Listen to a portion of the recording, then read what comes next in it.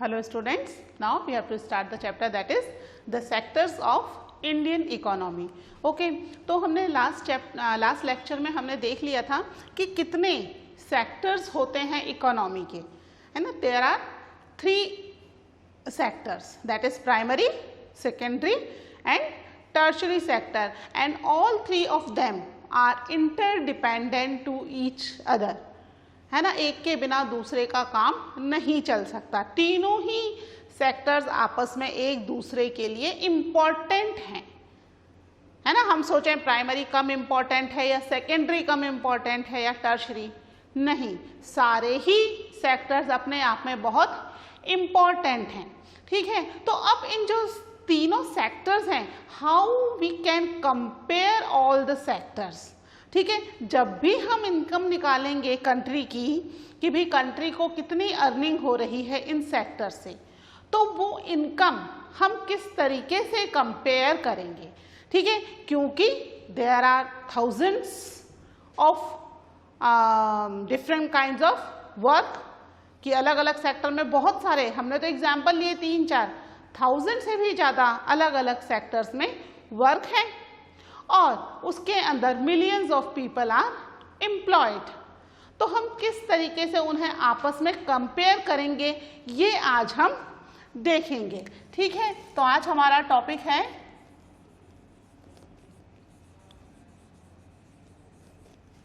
Comparing the 3 sectors. ठीक है, तीनों सेक्टर्स को आपस में कंपेयर करना, किस तरीके से हम कंपेयर करेंगे. ठीक है, कंपेयर करना मुश्किल इसलिए भी है क्योंकि इसके अंदर मिलियन ऑफ पीपल एम्प्लॉयड है,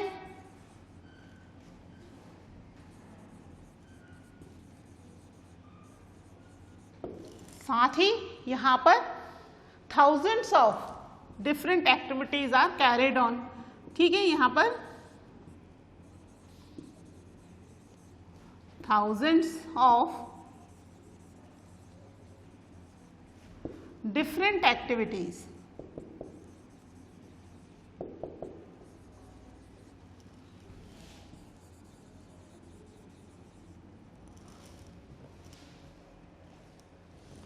ठीक है, बहुत सारी अलग अलग तरह की जो एक्टिविटीज हैं वो हो रही हैं. ठीक है, तो अब हम किसको इंक्लूड करें और किसको छोड़ दें, कैसे हमें पता चलेगा. इसके लिए हम जो है हर गुड्स की, भाई इतने सारे गुड्स हैं, किस किस गुड्स को इंक्लूड करेंगे, तो सभी गुड्स को इंक्लूड ना करके हम क्या इंक्लूड कर रहे हैं, वी आर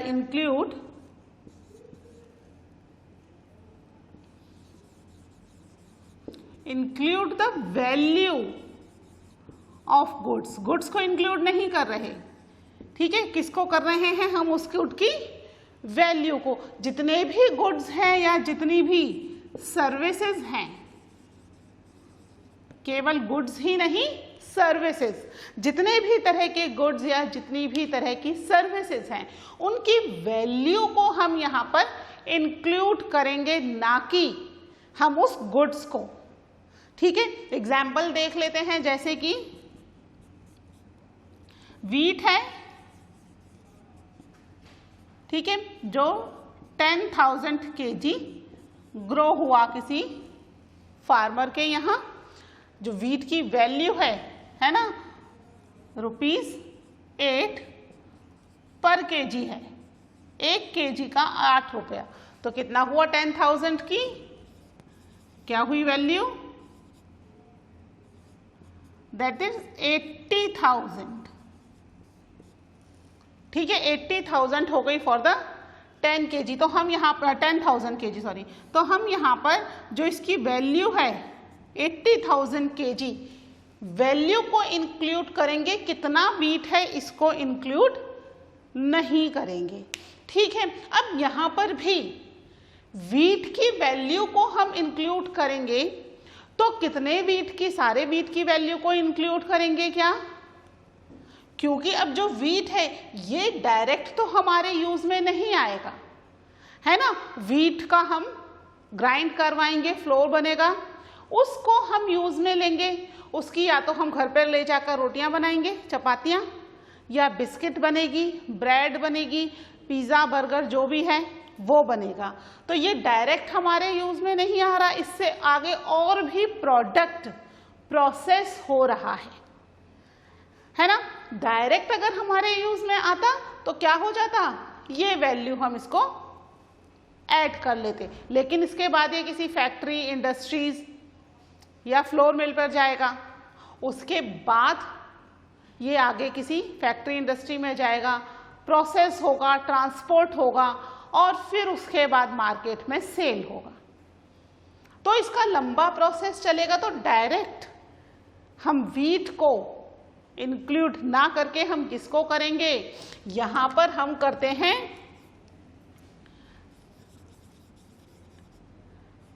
एडेड अप। कौन सी वैल्यू को ऐड करेंगे, added up the value of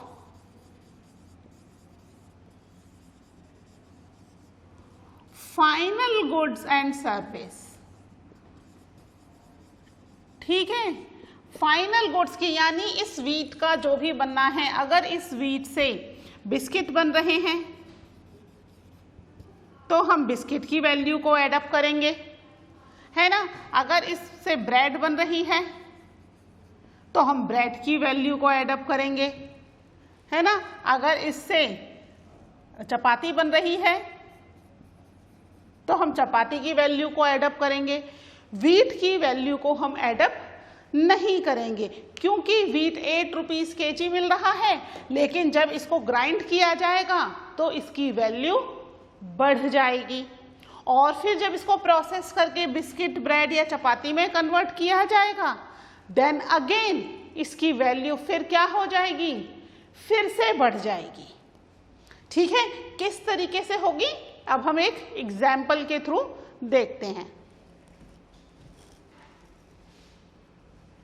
ठीक है, एक एग्जाम्पल लेते हैं हम, जिसके थ्रू हम देखते हैं कि किस तरीके से फाइनल गुड्स और सर्विस की वैल्यू को ऐड अप किया जाता है।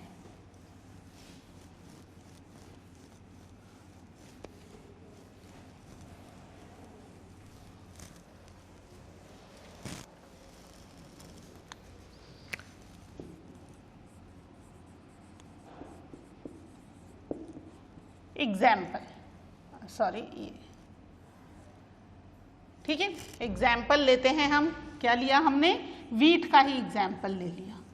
ठीक है, फार्मर ने वीट ग्रो किया, है ना, और उस वीट को एक फ्लोर मिल ने 8 रुपीज पर kg के हिसाब से खरीद लिया वीट वाले से। ठीक है, और उसको क्या किया फिर फ्लोर मिल ओनर ने उसको ग्राइंड किया, है ना, पीसा। पीसने के बाद जब उसको सेल किया तो क्या वो 8 रुपीज में सेल कर देगा, ग्राइंडिंग की भी तो वैल्यू एडअप होगी ना। तो फिर उसने क्या किया, उसको ₹10 पर kg के हिसाब से बेच दिया, है ना, यानी 2 रुपए उसने अपनी ग्राइंड करने की वैल्यू को ऐड अप कर लिया। अंडरस्टूड। अब ये जो वीट है, या ये जो हम कह सकते हैं, अब ये जो वीट फ्लोर में कन्वर्ट हो गया है, इसको एक बिस्किट बनाने वाली कंपनी ने, ठीक है, बिस्किट बनाने वाली कंपनी ने खरीद लिया। बिस्किट बनाने वाली कंपनी ने इसको 10 रुपीज पर kg से खरीदा, परचेज किया, ₹10 पर kg। ठीक है, किसको, आटे को, फ्लोर को, प्लस इसमें ऐड किया शुगर,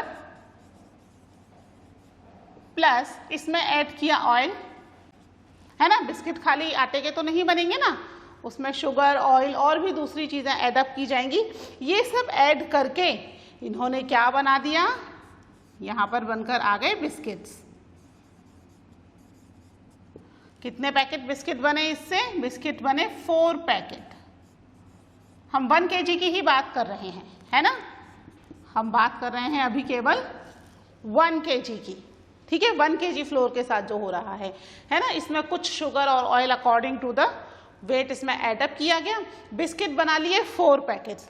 4 पैकेट्स में एक पैकेट की कीमत पर पैकेट कितनी थी? 15 रुपीज, ठीक है, 15 रुपीज पर पैकेट, एक पैकेट की कीमत, यानी कुल मिला के 4 पैकेट की वैल्यू कितनी हो गई?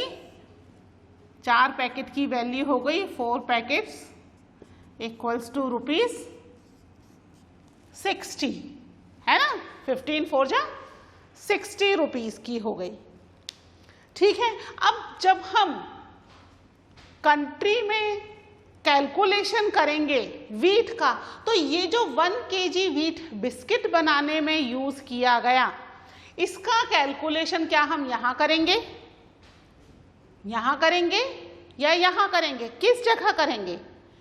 हम उसका कैलकुलेशन यहाँ जहाँ बिस्किट बनकर तैयार हुए वहाँ करेंगे, क्योंकि ये क्या है, इसी वीट को तो आगे ग्राइंड किया गया है ना, उसी वीट को आगे बिस्किट ओनर को बेच दिया गया है। अगर हम अलग अलग करेंगे तो 8 रुपीज़ तो यहाँ वैल्यू हो गई, 10 ये 18 रुपीज़, फिर 60 ये, तो ये तो वीट 1 kg वीट की वैल्यू बहुत ज़्यादा हो गई, है ना। हमने प्राइमरी को भी इंक्लूड कर लिया, सेकेंडरी को भी इंक्लूड कर लिया, ठीक है। और यहाँ पर 60 रुपीज़ में सभी चीज़ें इंक्लूडेड हैं।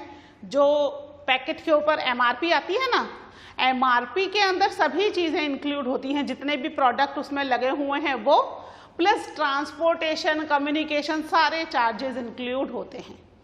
हम उसको उसकी MRP, जो भी MRP डली हुई होगी, उससे ज़्यादा पर कोई भी व्यक्ति उस प्रोडक्ट को सेल नहीं कर सकता, ठीक है। MRP का मतलब है मैक्सिमम रिटेल प्राइस, ये हाईएस्ट प्राइस है, इससे कम में अगर वो चाहें तो बेच सकते हैं, ओके, लेकिन उससे ज़्यादा में बेचना अलाउड नहीं है, क्योंकि उसके अंदर सारी चीज़ें कैलकुलेट कर दी हैं ऑलरेडी बिस्किट फैक्ट्री के ओनर ने, है ना। यहाँ पर ना केवल जो फ्लोर है वो, शुगर, ऑयल, ये सब कैलकुलेट हुआ, प्लस और क्या कैलकुलेट हो गया कि भाई यहाँ पर कितना ऑर्डर कहाँ से मिल रहा है और कहाँ कहाँ क्या पहुँचाना है, उसके ट्रांसपोर्टेशन चार्जेस। तो अब जब वैल्यू ऐड होगी तो वैल्यू ये वाली ऐड होगी, ये क्या है, दिस इज फाइनल वैल्यू, है ना, ये फाइनल वैल्यू है प्रोडक्ट की। और ये सब चीजें क्या हो जाएंगी, all these things are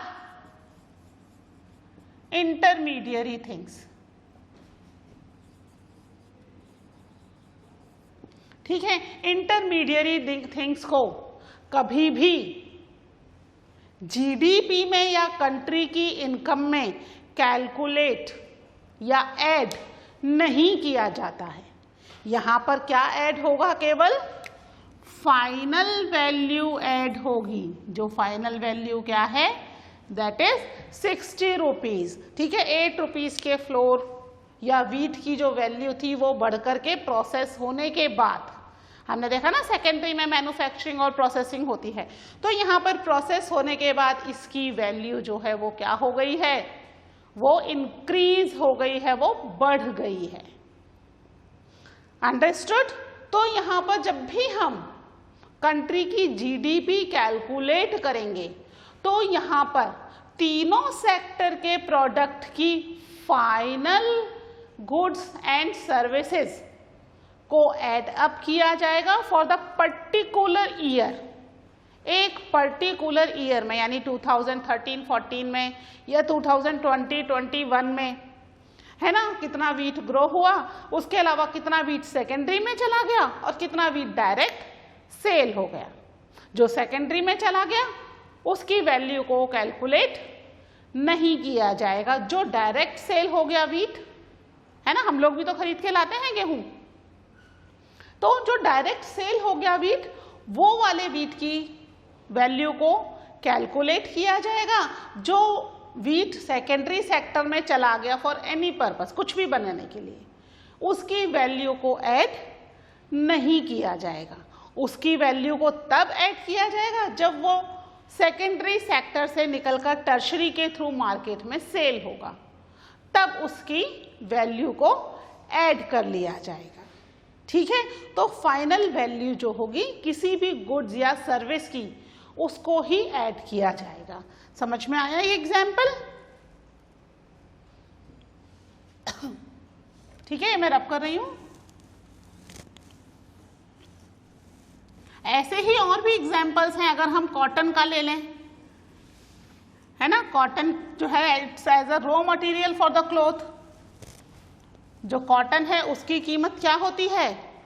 raw material cotton की कीमत बहुत ही कम होती है, लेकिन जब उससे थ्रेड बनाया जाता है, वीविंग करके कपड़ा बनाया जाता है, तब उसकी कीमत इंक्रीज हो जाती है। तो यहाँ पर कॉटन की वैल्यू को काउंट ना करके उससे बनाए जाने वाले क्लॉथ की वैल्यू को काउंट किया जाएगा, और हर साल इस चीज को कैलकुलेट किया जाता है। ठीक है, एवरी ईयर किसको कैलकुलेट किया जाता है?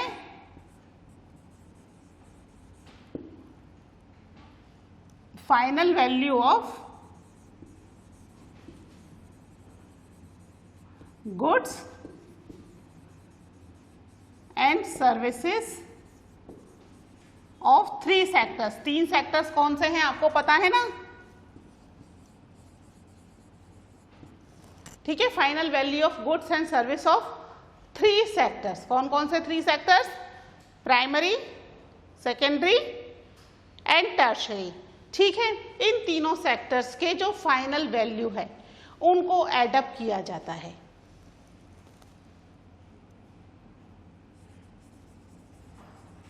Added up for the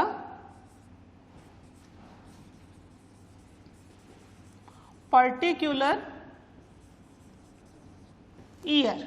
ठीक है, एक पर्टिकुलर ईयर की, कि इस साल में। ठीक है बच्चों, आपको पता है ना अपना जो फाइनेंशियल ईयर है वो अप्रैल से शुरू होता है और मार्च में खत्म हो जाता है। जैसे ये वाला फाइनेंशियल ईयर अप्रैल 2020 से शुरू हुआ है और मार्च 2021 में खत्म हो जाएगा।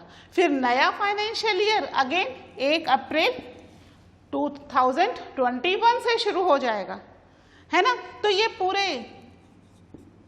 एक साल, यानी इस पूरे एक साल के बीच में जितने भी प्रोडक्ट कंट्री के अंदर प्रोड्यूस हो रहे हैं, उन सभी प्रोड्यूस किए गए प्रोडक्ट के फाइनल वैल्यू को एडअप किया जाएगा और उसके अकॉर्डिंग क्या निकाली जाएगी कंट्री की? उसके अकॉर्डिंग निकाली जाएगी कंट्री की जीडीपी। ठीक है, जीडीपी। जीडीपी क्या होती है? That is gross domestic product. ठीक है, क्या है जीडीपी? ग्रॉस डोमेस्टिक प्रोडक्ट, यानी कि उस कंट्री के अंदर उस साल में कितना प्रोडक्ट जो है वो प्रोड्यूस हुआ है और सेल हुआ है, उसकी वैल्यू निकाली जाएगी। और इस वैल्यू को निकालने के लिए बाकायदा एक सेंट्रल गवर्नमेंट मिनिस्ट्री बनाई गई है ना। और इस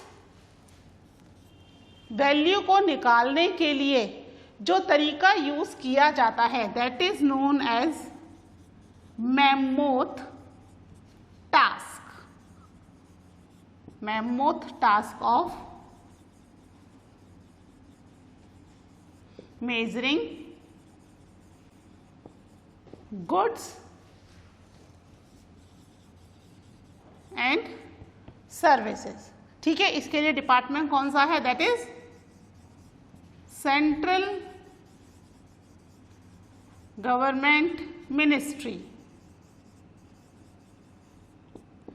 ठीक है, ये जो है ये एक डिपार्टमेंट है जो कि क्या करता है? इन गुड्स एंड सर्विसेज का डाटा पूरी कंट्री से कलेक्ट करता है। ठीक है, मैमोथ टास्क क्या है? ये एक तरीका है to measure the goods and services, कि गुड्स एंड सर्विस की वैल्यू कितनी है, और इसको कैलकुलेट करने के लिए सेंट्रल गवर्नमेंट मिनिस्ट्री बनाई गई है, बाकायदा एक मिनिस्ट्री है जो इसको कैलकुलेट करती है। कैसे कैलकुलेट करेंगे? अब यहाँ पर इंडिया के जितने भी स्टेट्स हैं उन सभी स्टेट से जितने भी गुड्स एंड सर्विसेज सेल हुए हैं उन सब की वैल्यू ले ली जाएगी।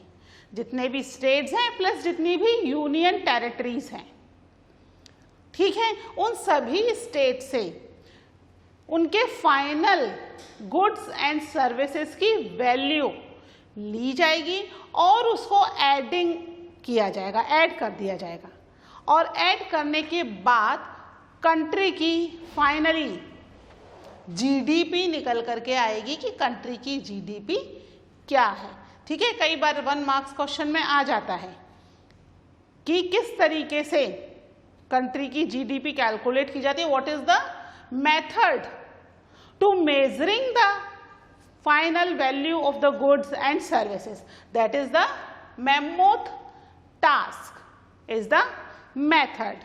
ठीक है, जो कि इस फाइनल गुड्स और सर्विसेज को करता है। और ये केवल एक सेक्टर के लिए नहीं है बच्चों, है ना, this is for the all 3 sectors.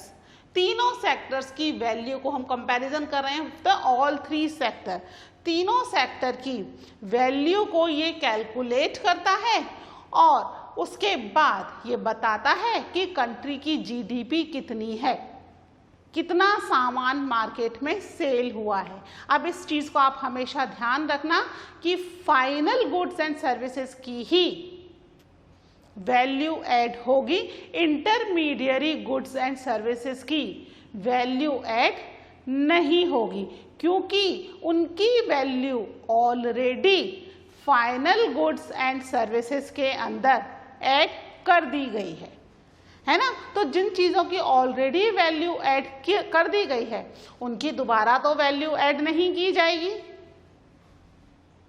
Understood? ये चीज़ समझ में आ गई है? ठीक है, एक बार आप इसको नोट करना चाहते हो तो नोट कर लीजिए।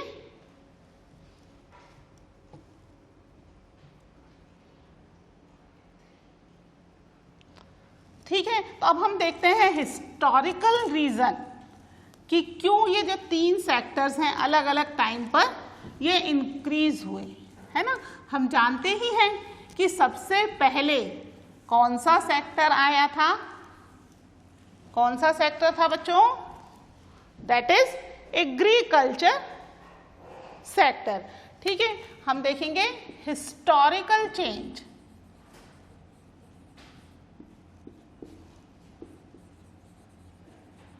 Historical changes in sectors. ठीक है, हिस्टोरिकल चेंजेस कैसे?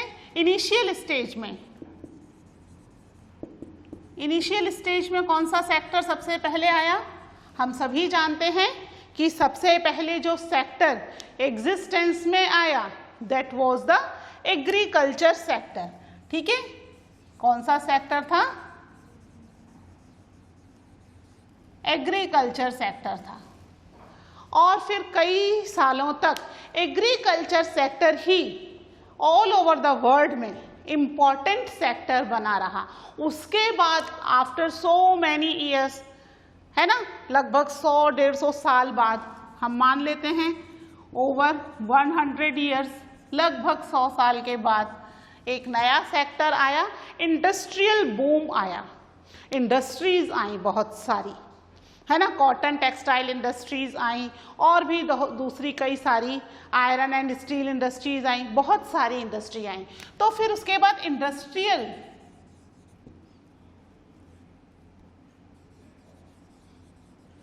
इंडस्ट्रियल सेक्टर का टाइम आया, है ना। प्राइमरी में आ गया एग्रीकल्चर, एग्रीकल्चर किस में आ गया? दैट इज प्राइमरी, यानी उस समय प्राइमरी सेक्टर सबसे पहले आया। फिर इंडस्ट्रियल सेक्टर आया, इंडस्ट्रियल सेक्टर यानी सेकेंडरी सेक्टर,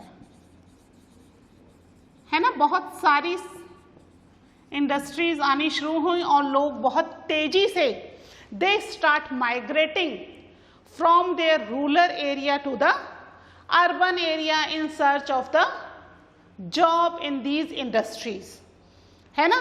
तो ये वाला जो टाइम पीरियड था इसमें इंडस्ट्रियल सेक्टर्स, उसके बाद अब इस समय इस टाइम पीरियड पे कौन सा सेक्टर सबसे ज्यादा बूम पर है, दैट इज टर्शरी सेक्टर। इसके भी लगभग 100-150 साल बाद, है ना, ओवर मान लीजिए और 100 साल के बाद कौन सा सेक्टर अभी सबसे ज्यादा बूम पर है, दैट इज सर्विस सेक्टर, है ना। आप भी देख लीजिए, सोच लीजिए आप कौन से सेक्टर में जाना चाहते हैं।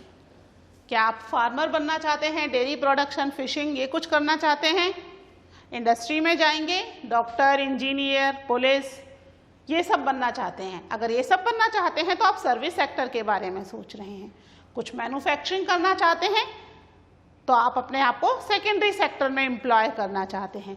और प्राइमरी सेक्टर एग्रीकल्चर, माइनिंग, है ना, ये प्राइमरी सेक्टर में है। तो most of the population presently they wanted to join service sector, tertiary sector को ज्वाइन करना चाहती है। तो समय के साथ साथ क्या हो रहा है, ये जो है ऑक्यूपेशनल स्ट्रक्चर में चेंज आता जा रहा है ना। जहां लगभग 90% पॉपुलेशन एग्रीकल्चर में थी और कंट्री की जीडीपी पूरी तरीके से एग्रीकल्चर पर ही डिपेंडेंट थी, वो चीज स्विच हुई और इंडस्ट्रीज का बूम आया और लोगों ने एग्रीकल्चर को छोड़ के इंडस्ट्रीज ज्वाइन की और उसमें अपना फ्यूचर देखना शुरू किया। और इस समय प्रेजेंटली सर्विस सेक्टर बहुत ही तेजी से आगे बढ़ता चला जा रहा है और बूम पर है। कंटिन्यू नई नई सर्विसेज की डिमांड्स आ रही हैं और उन सर्विसेज की डिमांड्स को पूरा करने के लिए सर्विस सेक्टर कंटिन्यू लगा हुआ है। तो समय के साथ साथ चीजें बदलती जा रही हैं, सर्विस सेक्टर हो या इंडस्ट्रियल सेक्टर हो या एग्रीकल्चर सेक्टर हो, है ना, ये चीजें समय के साथ बदलती जा रही हैं। तो अब हम देखेंगे कि सर्विस सेक्टर की इतनी ज्यादा डिमांड क्यों है, ठीक है, इसकी डिमांड के पीछे क्या रीजंस हैं, लेकिन वो हम देखेंगे in the next lecture. Till then take care, bye.